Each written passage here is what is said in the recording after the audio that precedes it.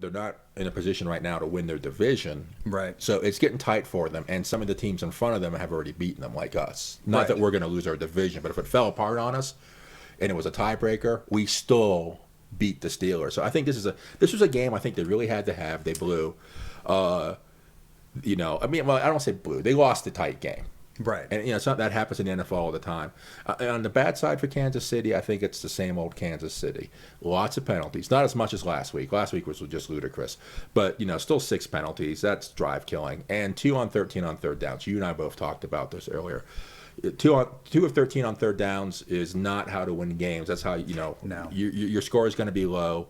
And they lost. And the penalties lead to third and longs. And when you got a quarterback who really can't pass out of that consistently, your drives are going to stall and you're not going to score a lot of points. All right, so next game. Let's talk about the Oakland-Baltimore game. Oh, my God. Okay, now, first off, Sorry. I think... Wait, I'm not done. You're not done laughing yet. Okay, well, I'm up. That ended up being a 20-55 blowout, although I'm going to hang a Barry Bonds asterisk on that. I called it at 21-24, so I wasn't that off on Oakland, but good Lord, Baltimore. Where the hell did they get 55 points of offense?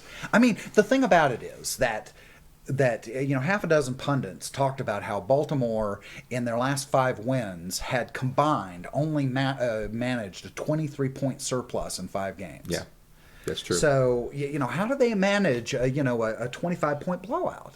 And just so we can finish the board up here, I called 6-27. 6, yeah. Okay. So you called 21-24. I called 6-27. We did call the winners, but we didn't even get close on points. I think we both get a meh. Yeah. Meh. It's unfortunate, but there it is. Getting back to how did Baltimore rack up some points? It's Joe Flacco. He's such an inconsistent quarterback. Speaking of inconsistency, the guy claims he's one of the best quarterbacks in the league, and you'll see in one game, it's like, man, he's really good. He can drop the ball anywhere. And the next game, he can't throw it to anyone. So Joe Flacco really kicked out. Now, for that game, I said Ray Rice was going to be the factor, that Oakland's running defense couldn't stop anybody. But it turned out nobody could run in that game. No. And Ray Rice wasn't a factor, and so it just turned into this huge passing, every third play was the bomb kind of situation.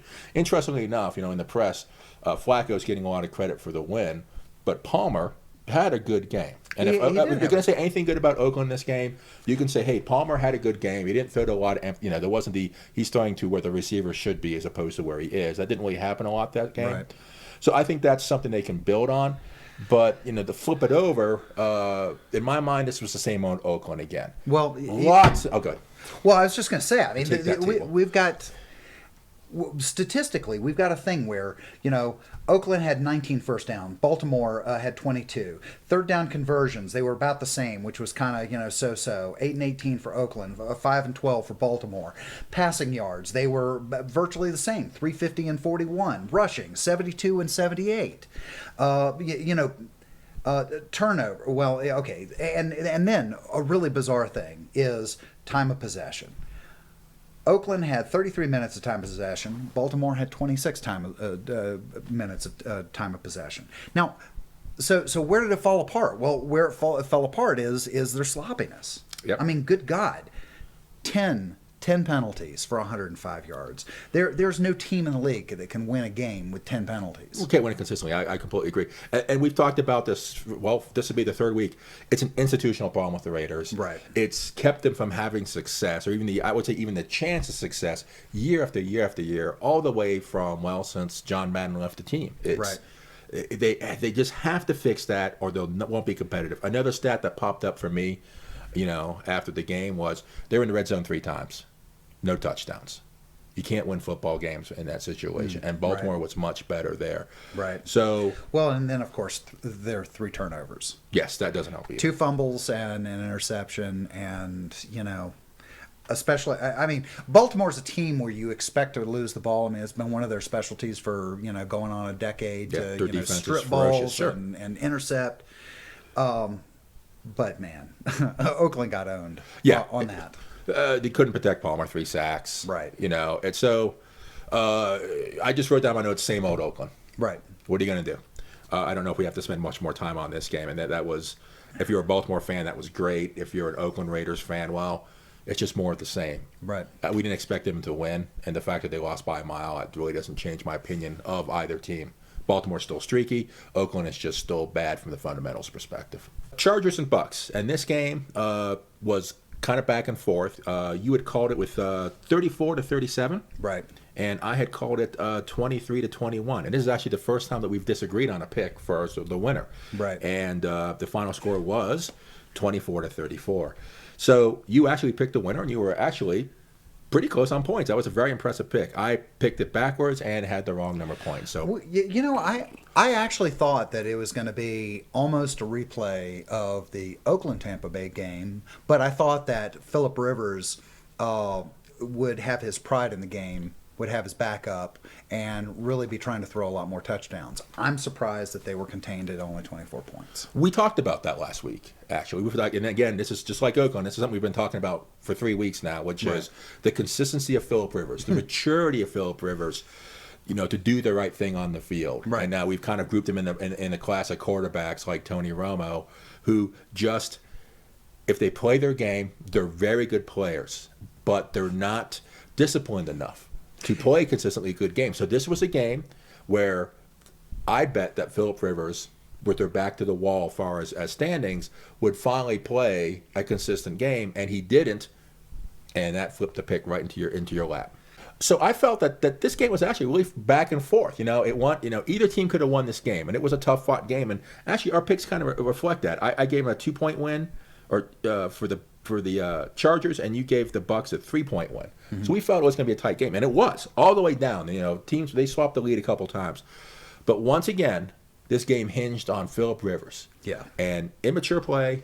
He threw that first interception in the fourth quarter that was returned for the touchdown that gave the Bucks a 10-point lead. That was the winning score. They never came back from that. In fact, I mean, again, let's talk about these statistics, sure. because this has really been the story of this week for me. First downs. San Diego had 23 first downs to Tampa Bay's 12. 23 first downs in a game where you get, on the average somewhere between 50 and 60-ish offensive series or plays. Uh-huh. That's a crazy good day, Sure. Third downs. We've got 10 for 15 on third downs. I mean, a 2/3 conversion rate on third downs is a great day for any team. Yeah, that's awesome. And, Tampa Bay, 3 for 9. Passing yards. Phillip Rivers, 323 yards to Tampa Bay's 205. Rushing yards, 103 to 74. 100 yards rushing is a decent day for an NFL football team. Absolutely. And time of possession. This is crazy. 36 minutes and 41 seconds of time of possession for San Diego, and only 23 minutes and 19 seconds for Tampa Bay. So you go, what the hell? Right. How did San Diego not win this game? And you know what? Here it is. Turnovers. 2 interceptions. I mean, you know what? Mr. Rivers, I'm going to call you Mr. Rivers just to be respectful, but you really got to realize that every time you point the finger at somebody, you got 3 more pointing back at yourself. Those 2 interceptions were the difference in the game. Yeah, that was absolutely it. I'll give the Bucks all due credit. They have shown themselves to be a tenacious team. I'm not sure, how far they're going to move along in the NFC South. Listen to this quote, and this is Phillip Rivers, who's been in the league a long time now. This is not like, hey, this is a first or second year quarterback. It's not like Dalton or somebody. Yeah, no, this is like somebody who should know better. After the game, Rivers said to the press, "It's a humbling game because it shows how essentially one play, can ruin a game.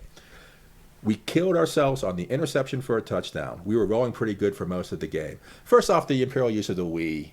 Right. I don't like that in any sport. As an athlete, it was a we when something good happened. When I screwed up, it was I. Right. There was no we in that interception that lost in the game. That was Phillip Rivers. The George Carlin rule applies. Which is? Your shite, my stuff. Oh, yeah, yes, exactly.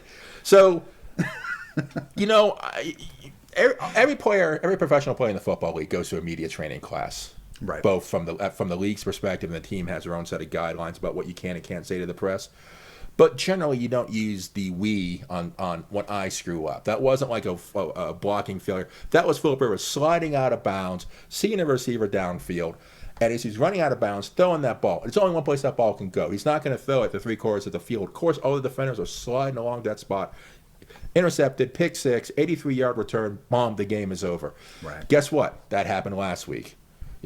Rivers threw the interception in the end zone. It wasn't returned, but basically that was what was going to turn that game around for him, and he screwed it up again. It's an issue of judgment, and you're right. I mean, if he were a first, second, third year quarterback, you could say something about his inexperience, getting juiced up on adrenaline, making bad choices, Sure. right? But he's not that. He is a veteran quarterback. He ought to know better. Particularly, he ought to know better given the number of times he's done it. Right. There's a highlight reel that's probably 2 hours long of him throwing exactly that kind of stupid interception. And again, I'll compare him to Tommy Romo. The quarterback giveth and the quarterback taketh away. When they're on, they win games for their team.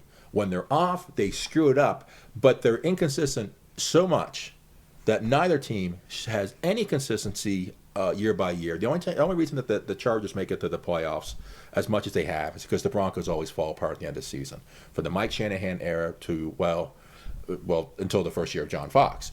Right. So they're in a weak division, and they've been lucky. But the reality is, if they were playing in a tougher division, you wouldn't see them anywhere. Right. If they were NFC East or North. Yeah, that was... Sorry, NFC North. Yeah. They'd be doomed. They'd be out. Yeah, they'd be out in a second.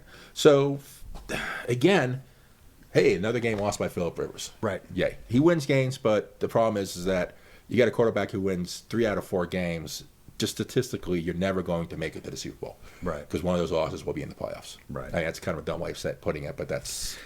So, yeah, just to be, consistent, from one week to the next, I'm more of a Carson Palmer fan than I am a Phillip Rivers fan, because while Palmer may not have the skill, he doesn't screw up the same way that Phillip Rivers does. When you look at the undisciplined play of Oakland, it really has to do. It's spread around. I mean, there are many hands making all those penalties and creating turnovers. It's not just Carson Palmer. But you know what? This game for San Diego, I got to lay really the bulk of it right at Phillip Rivers' feet. I agree completely. It's selfish play.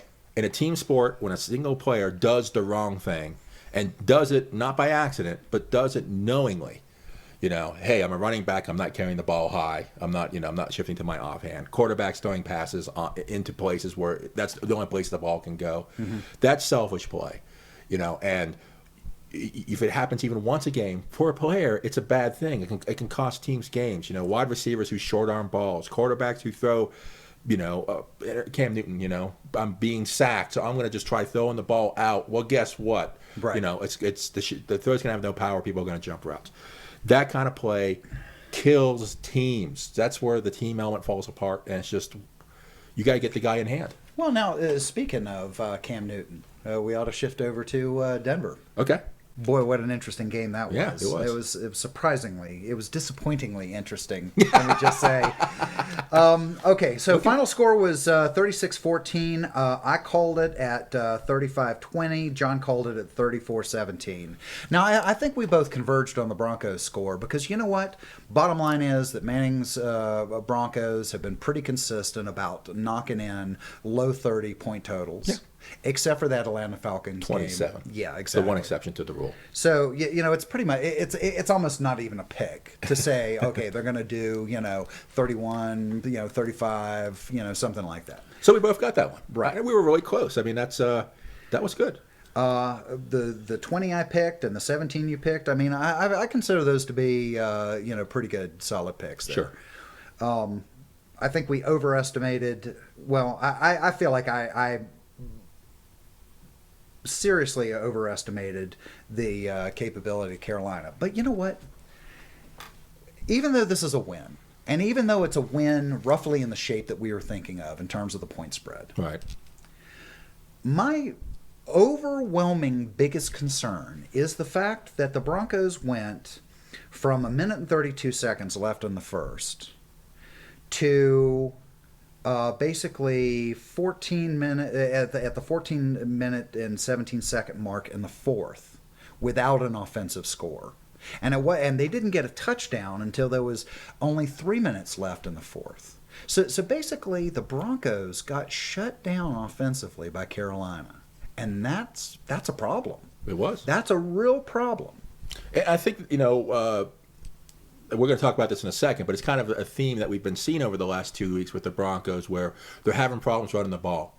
And that really should not be happening with a Peyton Manning offense, because Manning's passing ability should drive the linebackers out of run protection. Yes. Should drive them far enough off the line where the running game can pick up 3, 4, 5 yards consistently when they need those yards. Yeah, the running. I mean, boy, McGahee was silent again.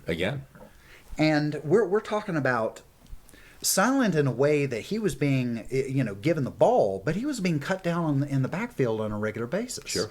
And, something's getting into his head, because I saw him so many times approach the line of scrimmage with that stutter step that guys have when they're just not confident on what's going on. Mm-hmm. I also have questions about the offensive line's ability to, open up lanes for McGahee to run. But there's basically, as you mentioned, you've got a Peyton Manning pass-heavy offense that should be spreading the field defensively. Absolutely. And it's not. For some reason, teams are starting to be able to cue off on where those running plays are coming from.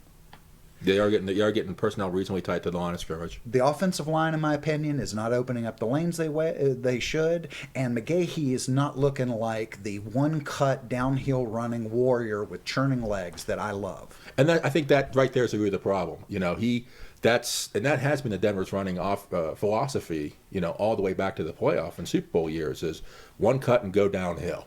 Don't spend a lot of time, because zone blocking assignments back in the Shannon era didn't really allow for a lot of time.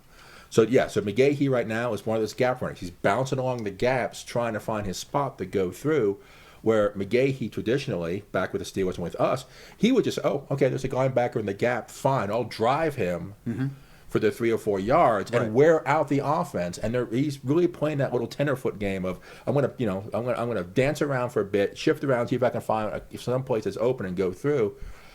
Modern NFL doesn't really allow for that very much. No, it doesn't. In fact, it could be entirely, McGahee's doing, because, of course, these lanes don't stay open very long. They're open a quarter of a second, half a second, right? And if he's stutter stepping his way to the line of scrimmage, that could be enough for, the Red Sea to collapse back, on the Pharaoh's people. Yeah, I know. Long way to go for the... That was a great one, though. Yeah. That's awesome. But that's a real problem. The other thing, too, is I think that they're using him too much. I think they're using McGahee too much. I agree. Well, I talked about last week they should put Hillman in more. And they put him in for 5 plays, and he averaged a total of 5 yards. Actually, one of those plays was for 5 yards, the touchdown play. So basically, one run, he got 5 yards. The other 4, average 0. Which is one of the reasons why I have some question, actually, about what the offense. Yeah, when you switch like I said last week, why don't you switch the running back and try for speed? Right. See if that's the problem, because it happens sometimes. You're like, this guy's getting nothing. You switch the other guy, and bam, it's a 100-yard game for the second tailback. That did not happen here, and so now I'm starting to lean a little bit more towards where you're at, where the offensive line is simply not getting upfield to that second level, getting those blocks on the linebackers that springs out the running back. One thing I will say about the running game is, even though it wasn't working for the Broncos this time, with the play actions, which Manning was doing brilliantly. He's not really known for being a really good play action kind of guy, as far as really hiding it well, or really selling it well. But you know what? There was a play like in the third where I remember when we were watching it, you made a comment about, good Lord, I thought that the running back had the... Yeah, I was like, I think even the camera started to follow that. And that's a rare thing. When you fool the cameramen who are brilliant at their job, it's like, oh. But the play action plays did drive the linebackers in a bit. They were a little too gritty on the run. So in spite of the fact that we didn't have much of a running game, it did give us some of the ability to do play action passes to get us yards. But the lack of the running game really ended up burning us. Yeah. Because we relied on Manning. It put us in a lot of third and long situations. And what did we end up covering? Like 3 of 13 third downs? Yeah. I mean, how we won this game with 3 third down conversions, I really don't know. I mean, well, actually, I do know. I mean, it's the fact that they were able to get a touchdown out of special teams and a touchdown out of the defense. One thing that the Denver defense did again, it seemed like, especially in that first drive, is it looked like they came out to play the wrong team again. Yeah, their defense. They had the wrong defensive sets. So I'm not like, is it like the week before playbook or whatever? They make great adjustments, but it seems like every week the opening drive or two, the other team just marches down the field. Sometimes it takes them a half to catch up to what team they're playing. I would say actually that last week was the first time that they had 4 quarters of football where it seemed like the defense was ready in all 4 quarters. That's a fair statement. This week it seemed they were back to having the wrong set. And again, it's a mystery. I mean, Jack Del Rio is a good coach. I mean, when he got his head coaching gig. His team, while struggling a bit, was the number 1 defense. Again, this is a metagame, and these are the things you'll never know because these are the secrets you just can't let anybody know, or they become ineffective. So, conspiracy theory: does Jack Del Rio come out and play for a certain number of plays? Has his defense playing very stock, basic formations? Lets the other side's offense think, this is going to be pretty easy, or we can run these kinds of plays, and they just changes it up. Is that going on purpose? Because if so, you're a genius. But if this is, we had the wrong playbook, or we didn't look at the right game film, or other teams are used to playing Jack Del Rio by now, and they know what he's going to do, and he's having to make mad adjustments in the game, that needs to be taken care of during the week. That needs to be taken care of during the coaches' meeting, and when they're assembling what kind of defense they're going to put together. So either he's a genius or an idiot. Well, you know what? If he's a genius, then he would be a genius on the scale of like a Belichick on the defensive side of the ball. To game the game, to game the game of the game with the game. Yes.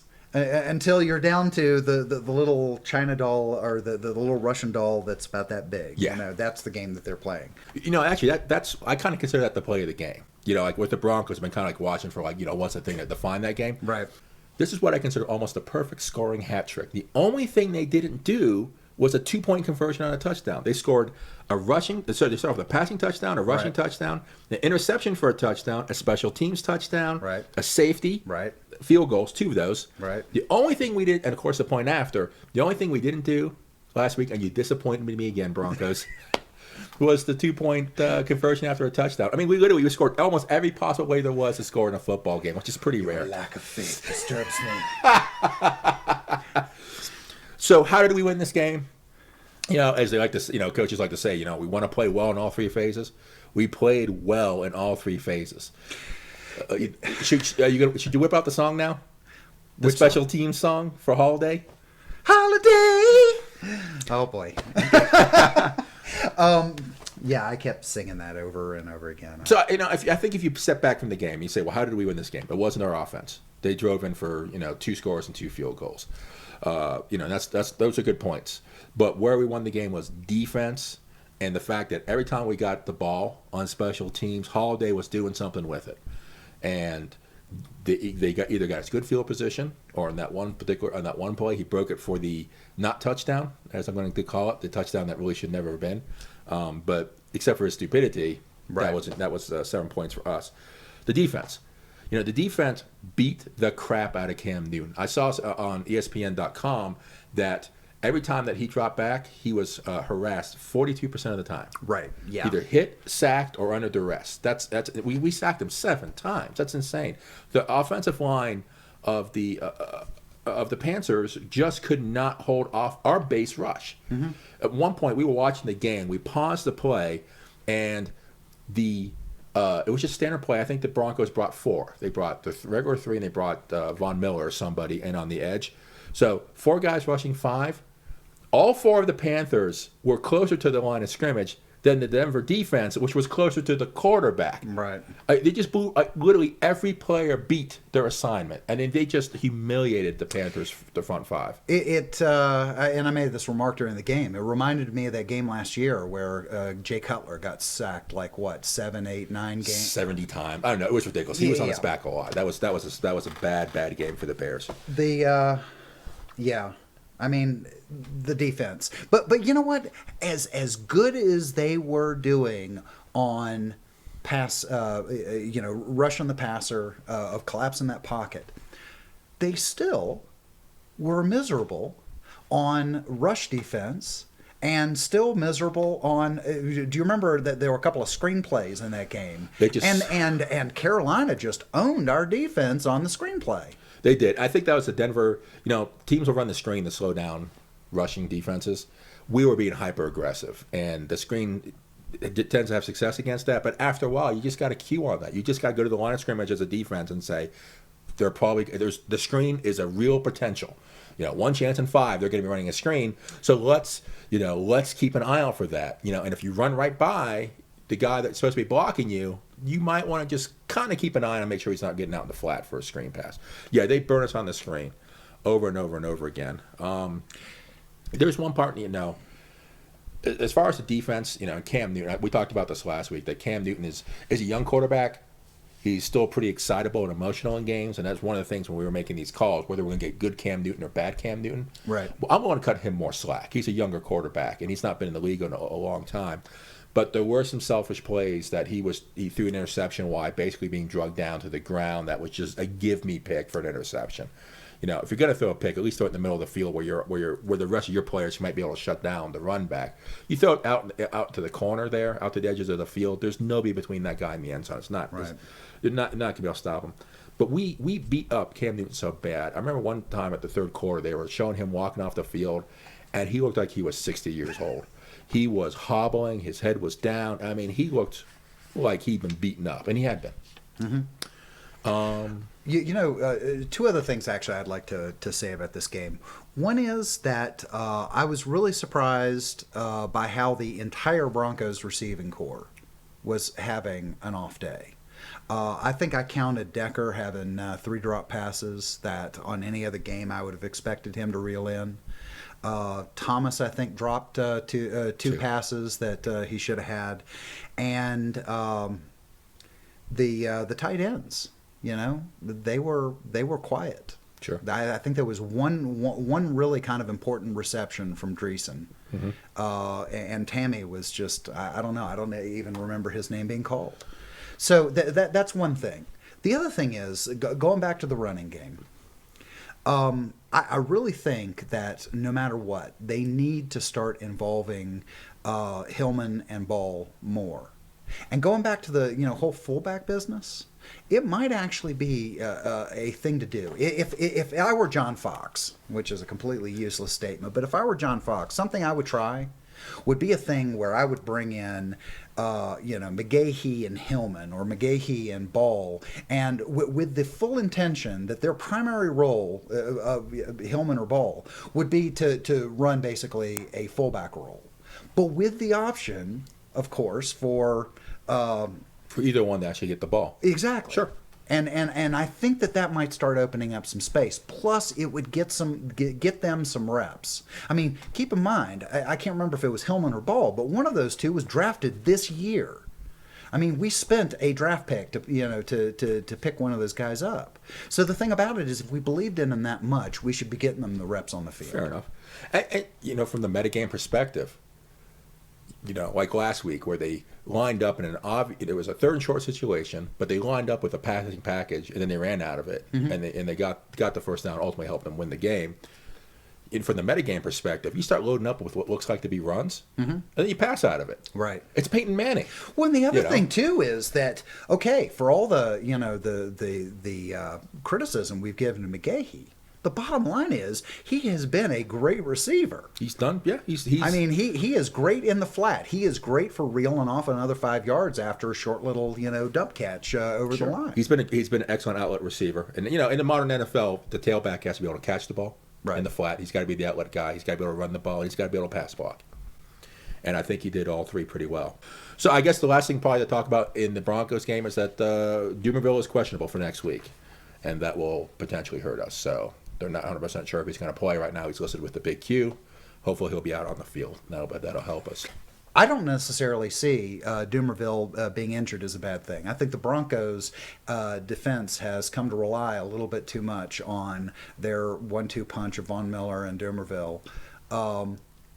And I think that it may actually improve their rush defense if Dumerville is out, because they're not going to be, the line is not going to be counting on one of their 2 star Okay. Linebackers being back there to save the bacon. I think. Well, I mean, that's the Denver defense actually has shown a remarkable ability to adjust to the dog walking over our head. Well, we might actually leave that in because that's kind of funny. That is kind of funny. Anyway, I don't know if you could pick that up. Anyway, so the Denver defense has shown a good ability to adjust to people being out a lot. And we've talked about this for the last couple of weeks about people substituting in, when Porter's hurt, Dumerville's hurt, these kinds of things. And that's great. Obviously you want all your players playing, but they have been pretty resilient about that. So there's some depth. There is some depth there, and that's a great thing. So week 11 AFC picks, and this week we only have 3 games to do because 2 of the division teams are playing each other. That's right, the Broncos and San Diego. So, and actually that's something we noticed or looked at right before the show was, at this point in the schedule, the back half of the schedule, our division ends up playing itself or playing teams in its division quite a bit. The Broncos still have 4 games to do. Right. The Chargers still have 2 games to do. The Raiders and the Chiefs all have 3 games. Right. What's left of the schedule. So we're going to see a lot of each other, and this actually is an opportunity for the teams technically in contention maybe to make a move. I don't think it's happening. Technically in contention, yes. Yes, technically in contention. Nobody's eliminated yet. So really, the bad news is though for San Diego. I mean, they've only got 2 games left, division games left, and if San Diego does what we expect them to, sure, then they're pretty much out of the playoffs. Yeah. Let's start with the Chiefs and the Bengals. We'll start from the bottom, work our way up. So I don't think this one's going to be a mystery. Actually, this is a tale of 2 teams that are on completely different trajectories. We didn't think of much of the Bengals 2 weeks ago, right, but they have played their hearts out, and they are actually playing very good football right now. Well, I mean, they just took apart the Giants. So. Yeah, they humiliated the Giants. They're playing well on both sides of the ball. Right now, they look bad at the start of the season. They're looking very good right now.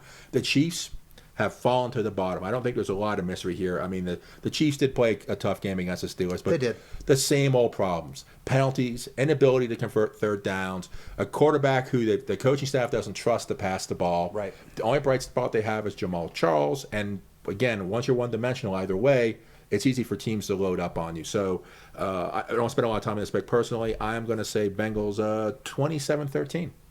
27-13. Okay. Wow. We're pretty close on this. I'm saying that Kansas City is going to be able to net 16. I'm thinking that they're going to get at least a touchdown out of Jamal Charles, and that he'll be able to drag them close enough to be able to get some kicks. So you see you're calling it 27-16? I'm saying 28-16. 28-16. Yeah, okay. I see Cincinnati being able to drill in for 4 touchdowns. Okay, fair enough. And the real thing is Jamal Charles against the 20th ranked rush defense. I mean, okay, of course that's compiled up for the season. I think that Cincinnati's rush defense has been better, but still they're 20th ranked. And Dalton is going against the 8th pass defense, which is kind of surprising that Kansas City is the number 8 pass defense. It's not all bad news for Kansas City. Right. But Dalton, you know what? I have gained a lot of respect for Dalton. Let's talk about Oakland and New Orleans. Okay. Now, of course, New Orleans managed to knock off the lone unbeaten team, the Atlanta Falcons. And, I have been impressed with the Atlanta Falcons, but there has been this Barry Bonds asterisk hanging in the back of my head. Are they for real? Could they carry us through, a 16-0 season? And the answer is no. They are vulnerable. And in fact, their vulnerability seemed to be their own arrogance, which the New Orleans and Drew Brees, man, Drew Brees is not going to let somebody be more arrogant than him. Sure. So, as far as this game's concerned, I see New Orleans knocking in 42 solid points. Okay.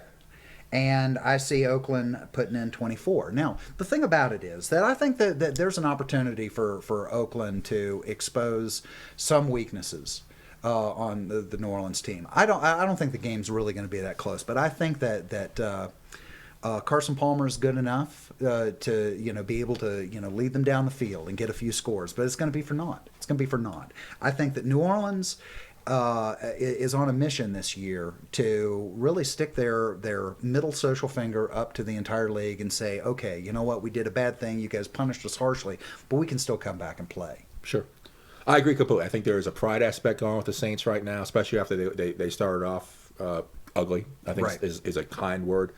So, and this game is pretty much, in my mind, the same as the previous game as far as where the teams are at. The Raiders, same old Raiders, as I keep saying, and they aren't going anywhere. The Raiders, I think, offensively are showing improvement for running the right plays and being in the right place. Coming out and running to where you're supposed to be on the field, making it easier for Carlson Palmer to throw passes. But at the end of the day, it doesn't matter because they're still going to have lots of penalties. They're going to make dumb mistakes. They're going to drop the ball on the ground a lot. That's the Raiders style. So like the Chiefs, I think they're at the bottom right now, and as a team, I think they're pretty demoralized. And again, the Saints are red hot right now, and they knocked off the Falcons, and they play with, even when they were down, they were playing with a lot of pride. And I agree with you completely that Drew Brees is the X factor in these games. He's such a great quarterback. He's a consistently great quarterback. Yeah, he's for real. He is definitely for real. And here's a chance for the Saints, who kind of discovered a running game last week, to run against one of the league's worst run defenses. I think the Saints can actually be a little more multidimensional. So I think the Saints win this 41. I think, like you, I'm going to give the Raiders some points, mostly because it seems like at the end of games, when things start getting a little bit away from them, they seem to wake up and start scoring points. Mm-hmm. So I'm going to make it 41-24, which is actually, one point off. 41-24. So we're pretty much on the same page in music. That's pretty funny. That's scary. I'm waiting for something that bad. Yeah, and we do not discuss our picks before we sit down here. I mean, this is completely independent research. Yes.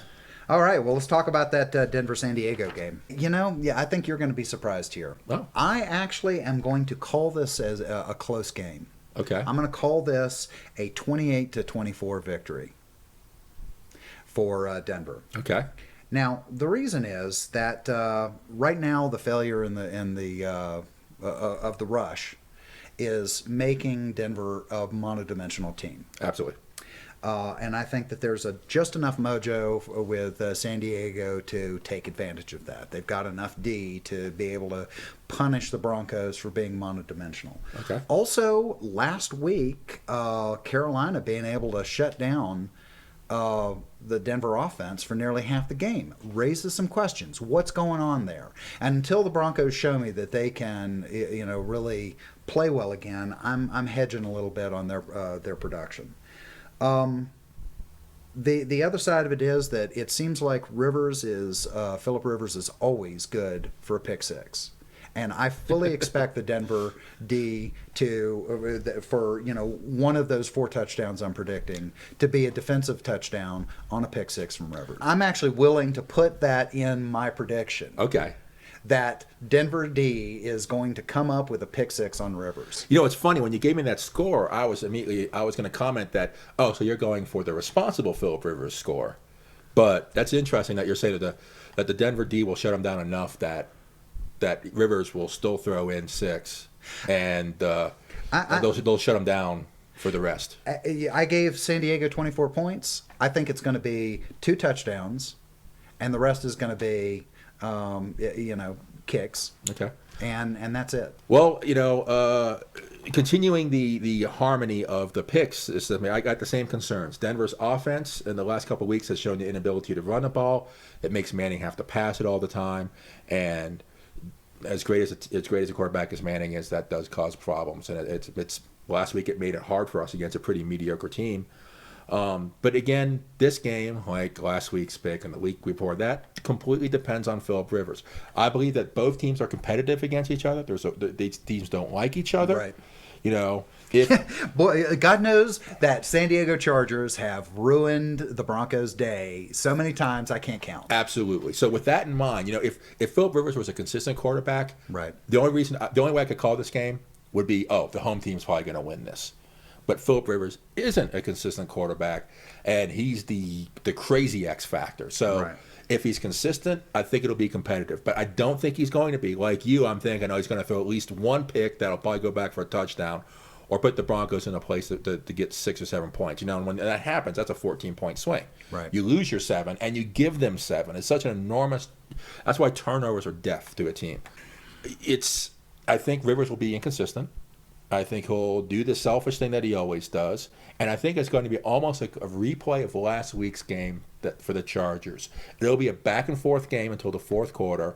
Rivers will screw it up at some point, give up the 6 points or the turnover that basically lets Denver, move it down themselves for the touchdown or the field goal. And that'll put the game out of the reach for the Chargers, who seem now these days just to fall apart as soon as Rivers starts to that first interception. The team doesn't seem interested in playing. And they don't even seem interested in playing when they're on the field in general. But once Rivers starts being Rivers, the team just deflates. Yeah. And because they don't have any, I don't think they trust him. They don't believe in him. And it's the same old for them. Imagine playing for a guy in a team sport. You're playing your best games, and especially on a team where a lot of the players are on the back ends of their careers, and they're seeing that window for the going in the deep into the playoffs getting smaller and smaller, and you do everything right. And you see Philip Rivers do an interception. You're like, crap! There goes another game. Right. The bottom line for this game is that for the Chargers to have any chance at a playoff run at this point, they have to beat the Broncos. They lose both games to the Broncos, they're done. They are. It's both. So, conversely, I mean, let's roll back the season a little bit. To me, that incredible, pounding that we got in the first half of the game against San Diego, followed by one of the greatest point turnarounds ever in NFL history. Crazy. Right? Absolutely crazy. Yeah, exactly. So. That was kind of a turnaround in the Broncos season. We were kind of wobbling along, and then that game, and boom, we've got a winning streak that we're piling up, and we're looking like, one of the top 5, teams in the league. Sure. Well, you know what? Actually, I never got to my pick. Oh. So, I will pick the Denver Broncos to win 35-24. What was your pick? 28-24. So we're still pretty close. Right. So I mean, you're giving them another touchdown. I'm not willing to quite give them their normal 30 points this week. Sure. So I think that does it for picks for this week. Again, only 3 games. The interesting thing is that we're either for next week's we're either going to be right or wrong together because all 3 of our picks were within just a few points of each other, which probably spells doom for all 3 of the picks.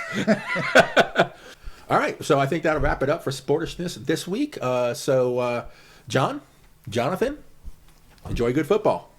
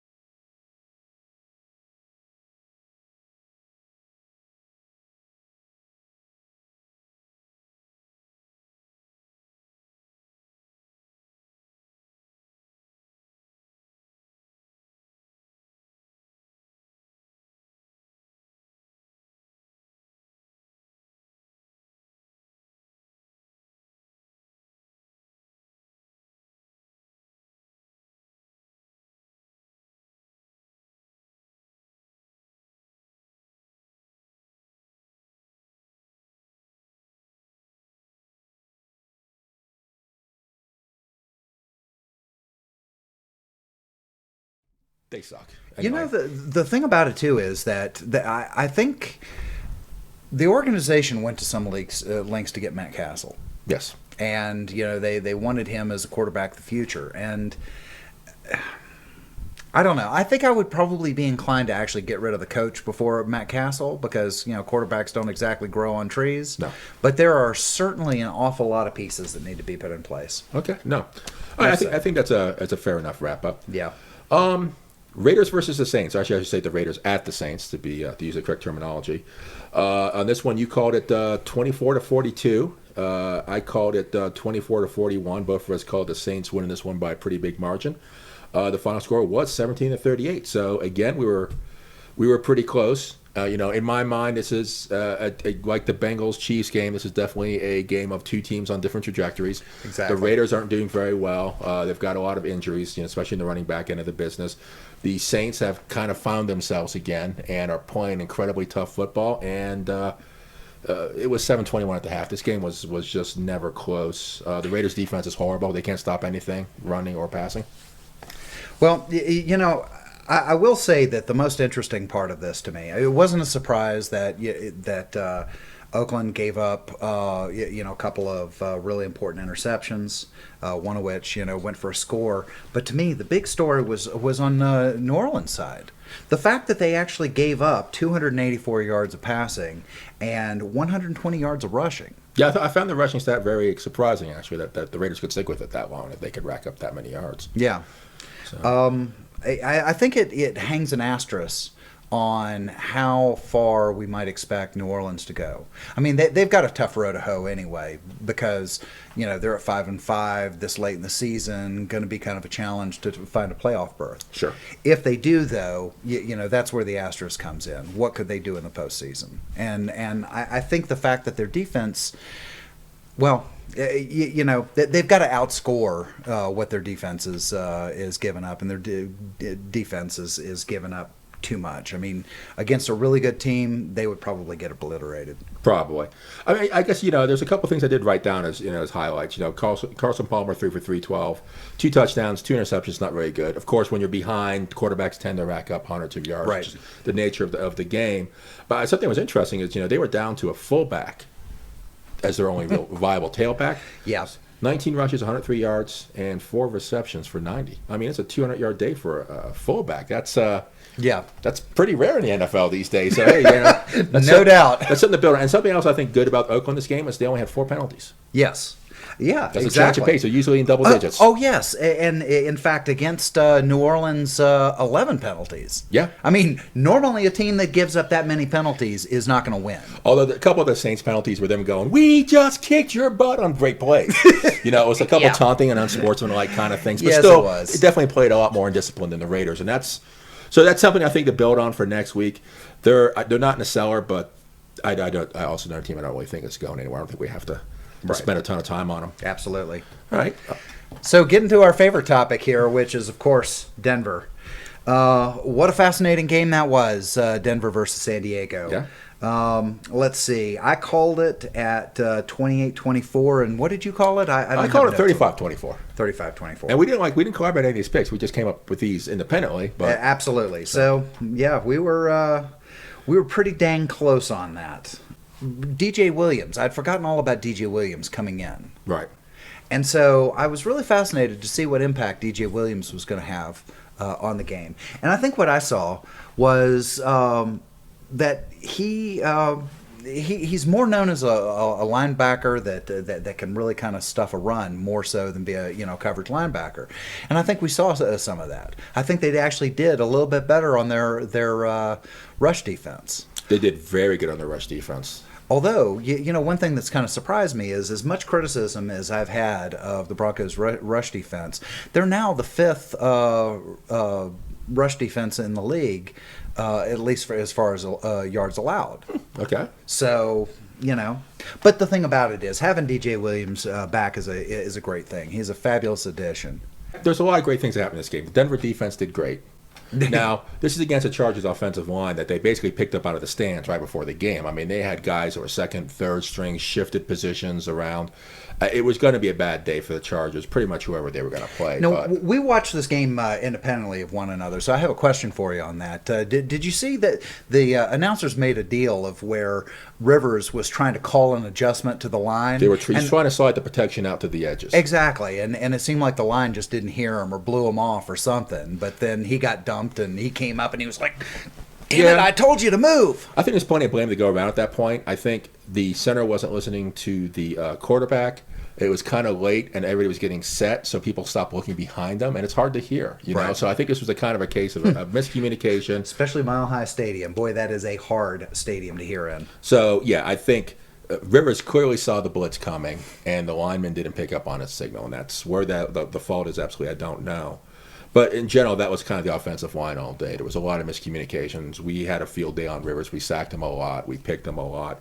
I said last week, as I always say about Phillip Rivers, do we get the good Phillip Rivers or the bad Phillip Rivers? Well, even though he got picked a lot and was on his back a lot, I think we basically got the good Phillip Rivers, except for that one early interception. It's not. I consider bad Phillip Rivers quarterbacking selfish plays, where he's just hot dogging the ball around the field, hoping for a miracle. Yeah. Except for that one interception, and I can go into detail about why that play happened. That was actually brilliant on the Broncos' part. He played as good as ball as could be expected, given the offensive line he had. I think at the end of the day, the Broncos defense did great. We had a special teams block punt. That's all great. Right. But what I saw on the offense, of course, we lost our tailback for 6 to 8 weeks. Right. That's a huge problem for us. We did manage to run it reasonably successful the rest of the day, which was good. But I saw a lot of overthrown balls that game. It was I would say 6 to 8 overthrown balls that made this game a lot closer than it should have been. There was many plays where the ball just landed 3 yards outside the receiver's grasp, and then that I would say we probably gave up 21 points on overthrown balls. I can't really dig this out of the stats, but I got the impression in the game, speaking of that with overthrown balls, that I got this sense that we're having a problem sustaining drives right now. Absolutely. And where a lot of our points were on quick strikes. Like there was one where I think it was the first series. I think it may have been the first series of the second quarter. It was, we got the ball and I think that, 2 plays later threw it in for a touchdown. Sure. So that seemed to be the way we scored. It was like San Diego just kind of got it out of the way of our scoring chances, rather than us grinding it down the field. That worries me right now.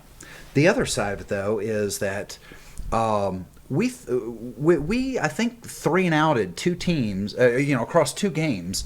We caused like 26 in a row. Yeah, 26. And they still finished up 3 and 13. So you can just basically say 3 and 26 on third down conversions for over a 2-game span. Yeah, that early on in the season we had concerns about the Denver defense not being able to get the opposing teams off the field. Well, they're doing it now. Yes. 3 and outs are the very definition of the defense doing its job. Yeah, I agree completely. I mean, this was again, we have a case where the entire Denver unit didn't necessarily play very well, as in all 3 phases. But when the offense is coming up short, the defense has definitely picked up the game, and vice versa. The Denver did great. They won that game. I thought they let San Diego hang around when they shouldn't have at the end of the game. But again, that's sustaining drives, and that has been a constant problem. So a couple of things I really liked about this game from the metagame perspective was that John Fox did a really good job of being patient. There were a couple 4th down and short plays inside the red zone where he just said, listen, I'm going to take my 3 points. He did that 3 times, actually. And that added up to be the exact number of points we needed to beat them. And the fans were going a little crazy about that and thinking those were bad calls, and as somebody who likes football, it's like, yeah, go for it, because it's an exciting play. Right. But the reality was he took 3 field goals, they made them all, and that turned out to be a difference in the game.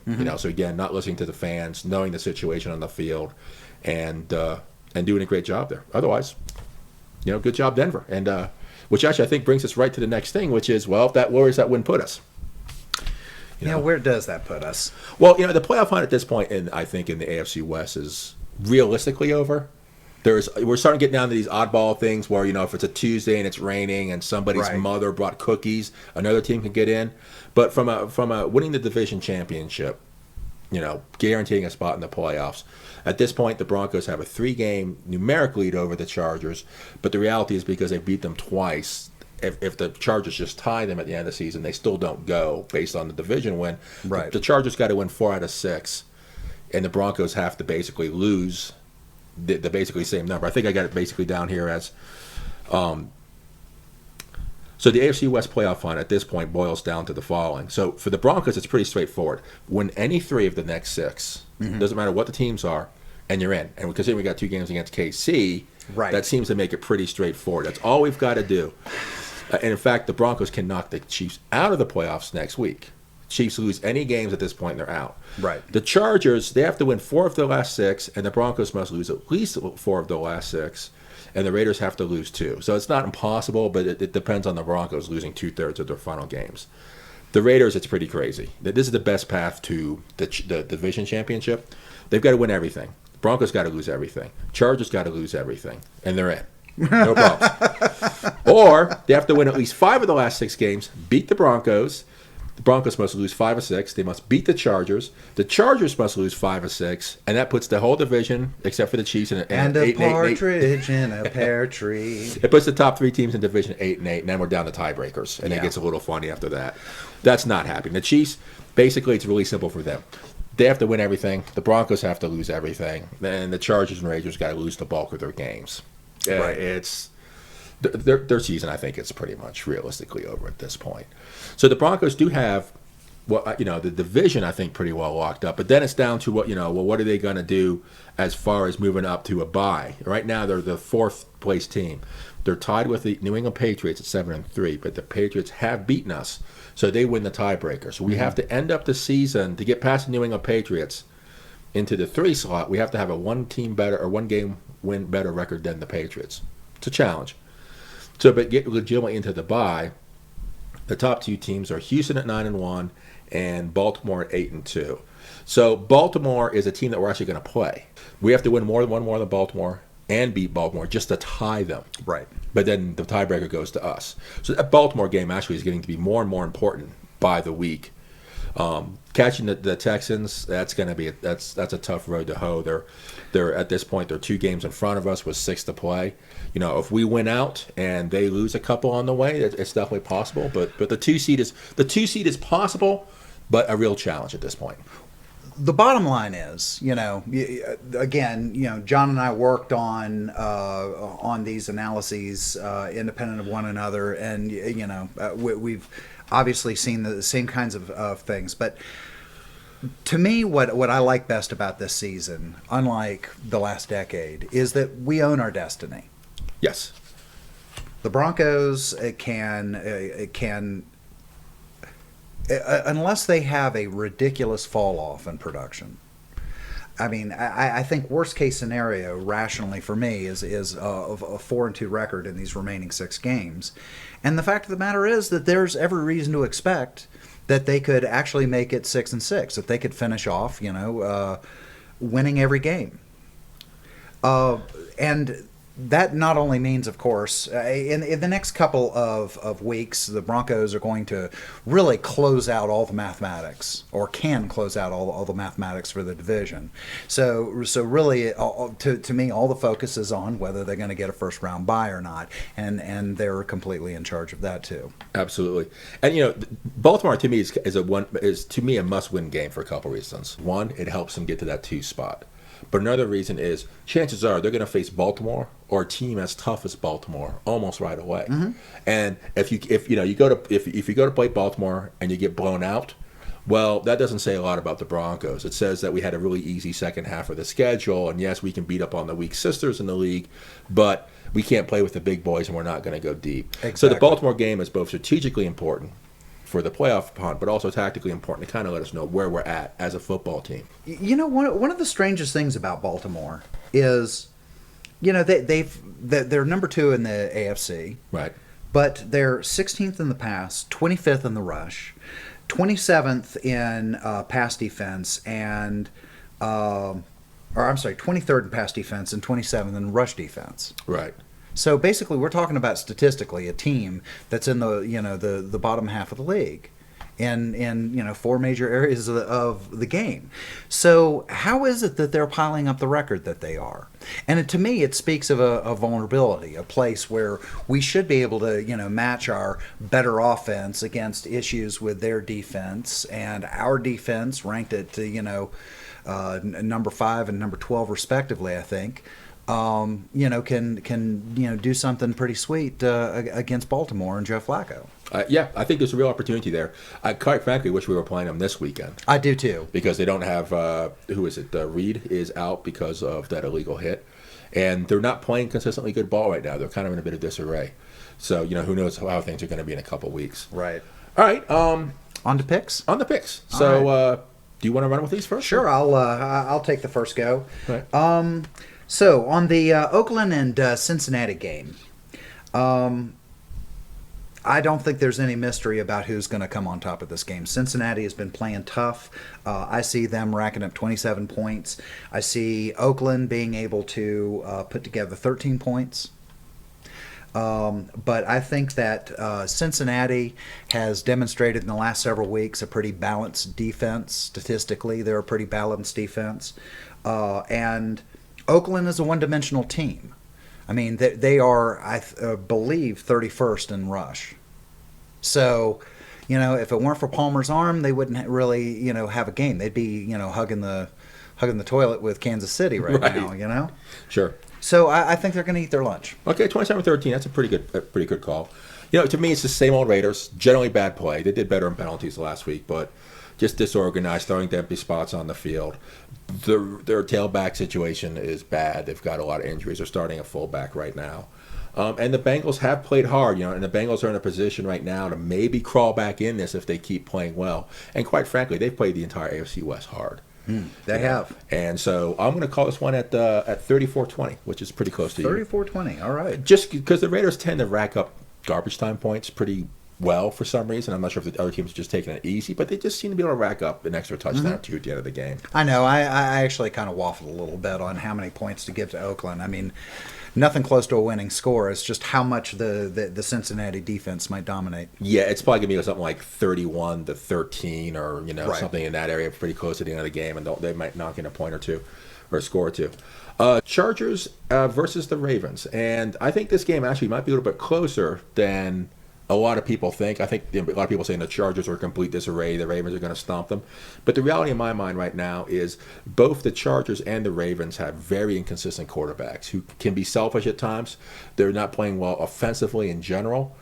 So because of the selfishness issue, Flacco and Rivers, you never can tell what they're going to do. Right. It's hard to tell offensively which one is better any given week. It's really hard. Even with statistics, I can't figure that out. Defensively, I think the Ravens are a much better team. But the Chargers showed last week against the Broncos that they can step it up when they have to. So while the Ravens tend to play reasonably consistent defense, the Chargers, statistically they're at the bottom of the pile when it comes to defense. Last week showed up and all of a sudden made it a game. They scored 9 points on us last week. But the Chargers don't have a healthy offensive line. They've got too many substitutions. They have second string, third string players playing out of position, completely, guards playing center, that kind of thing. Right. I think ultimately that's what gives this game the edge. I think Baltimore does win by a pretty hefty score, but I think this game will be reasonably tight till the end. I'm saying Baltimore 31 and the Chargers 17. I see Baltimore giving Phillip Rivers fits. I don't disagree. I think that they're going to be in the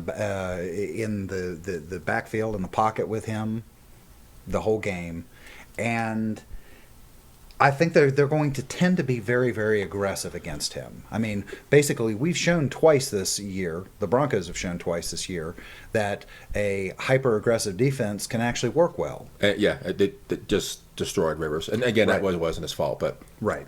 So the thing about it is that I really see Baltimore having Phillip Rivers on his heels. However, I also see San Diego piling up 20 points. No. Okay, so what do you got there? And Baltimore, I see doing 24 points. Wow. See, now, I probably spent a good 20 minutes to half an hour researching Baltimore a little bit more to try to get a better sense of how many points to give these guys. Because, on one hand, they can win a 10-9 game. Yes, 13-10, that kind of thing. Yeah, exactly. Sure. But on the other hand, they piled up 55 points against Oakland. Yes. So I don't know which team is going to show up. Right, exactly. So basically, I said that this is going to be a grindy fest, and with both primarily a defensive struggle with just little chinks in the armor, defensive armor, allowing the other teams to pile up 20 and 24 points. Okay, so basically you went with the offenses will be erratic enough that the defenses will shut them down. And I was kind of in the same thing, but figured the Chargers tend to collapse when things start going against them. So I gave them a couple extra touchdowns. As a matter of fact, somewhere around I heard that the Chargers have allowed the most points in the league right now in the fourth quarter or something like that. It wouldn't surprise me. Yeah, it's a Denver game, of course, skews that statistic pretty horribly. Yes, it does. All right, and then we've got the Denver and Kansas City game. Now, you know, the easiest thing to say is that this is going to be a, you know, Denver taking Kansas City out behind the woodshed, giving them a what for. But, you know... But we have thought that a few times this year, and it hasn't come to fruition. Yes, and you know what? Manning said that, himself said that, that it would be death for them to look past Kansas City's offense. And defense, excuse me. Their defense has actually been relatively strong. And look how they took it to, you know, Pittsburgh recently. So, I have absolutely no doubt the Broncos are going to win. I think that it's going to be interesting also to see, apparently there's a chance that Brady Quinn, our former backup quarterback, of course, could be their starting quarterback, and that could be interesting. Yeah, I mean, I've actually never seen Brady Quinn play, so nice to, you know, after, you know, being a bench warmer for 2 years, it'll be nice to finally see the guy air out a ball. It really sucks in sports to play left out. Oh, God, I know. You know, the thing about it, too, is that for me, the really big story, again, is DJ Williams coming back to the lineup. I really think that he has been a missing ingredient for particularly for the pass defense. And, you know, they're trying to figure out right now how exactly to use him. You know, he prefers to play, you know, weak side or strong side, typically weak side. He'll probably get weak side roles. But the thing about it is Woodyard has been playing really well on the weak side. And, of course, you know, Von Miller's been playing strong side. So you're not going to, you know, you're not going to mess with Miller.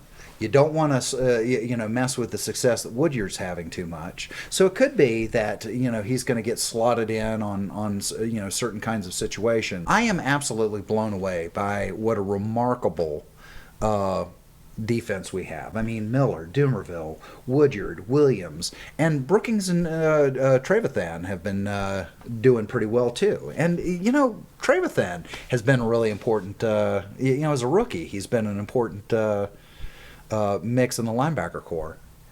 And I think it's only going to get stronger. In fact, I'm kind of with Mark Klee of the Denver Post right now, that I think that in the end it's going to be the defense led by the performance of Von Miller that could have more of an influence on Denver's chance at a Super Bowl than Mr. Manning. Defenses win championships. It's an oldie but a goodie. It's generally true. So anyway, I'm sorry. I went way out there, but bottom line is I see Denver racking up 38 points. I see Kansas City barely being able to muster 10. It could quite possibly be less than that. Okay. Because I think that the defense is going to smother them, which is why I went out on that whole diatribe about Williams' contribution to the defense. Sure. You know, I think for this game, in my mind, the game will be decided probably off the field for a couple things. One, the fans have given up completely on the team and the coaching staff. You know, they're wearing black to games now. You know, they're like in mourning. So the question then becomes, off the field, does the team have any pride in itself? Is it going to try to win this game? Is it going to try to play the royal spoiler, which is really realistically the only thing they have left to play for at this point? Will they play for Cornell at the end of the day is the bottom line. Mm-hmm. I don't think so. They haven't to date. You know, they showed a spark of life 2 weeks ago. Right. But last week they just collapsed being back to their regular self. Mm-hmm. So, you know, that's a big question. Also, you don't keep switching quarterbacks every half because you don't like the quarterback's performance. You make a decision and you stick with it. If the guy stinks, you take the new guy out, you put the old guy back in, and that's the end of the conversation. You don't go, you know, back and forth between your two starting quarterbacks. Now they had a concussion thing that, you know, that changed from Castle to Quinn and back and forth. Right. But last week they changed the quarterbacks at halftime, and now they have not announced the starter. No offensive unit likes that. No quarterback, no athlete ever likes being jerked around like that. And that speaks more to the problems in the front office and the coaching staff of the Chiefs and control of their own team than anything. So I don't think they're showing up to play. Yeah. And I don't think the fans care enough about the team that the players are going to play to them. That happens sometimes in sports. You know, listen, we've stunk it up, but hey, these guys are paying good money. We need to go out there and kick some butt. When the fans turn against you, the whole thing is sour. Nobody's happy. Like you, I don't think the Chiefs have a chance. The only question I have two questions about the Broncos. Can they run the ball? That's going to be a challenge. Another thing is, can they stop fumbling the ball? Good Lord. It's just like every time I see a run back, I'm like, that's going to be fumble because people aren't on the ball. Every time I see a run break for a bit, and the guy's dancing, it's going to be a fumble. They've got to get that under control. Last week they only lost one of those, but it could have gone another way. It could have gone another way on them. The reality for the Chiefs, if they lose this game, they're mathematically eliminated for the playoffs. You've got no chance. So again, are they playing for a playoff spot? I sincerely doubt it. But the Broncos have the opportunity here to knock them out of the park. I'm saying Denver will go actually above their normal 30 range and go to 41. Okay. And the Chiefs will manage to get 13 points.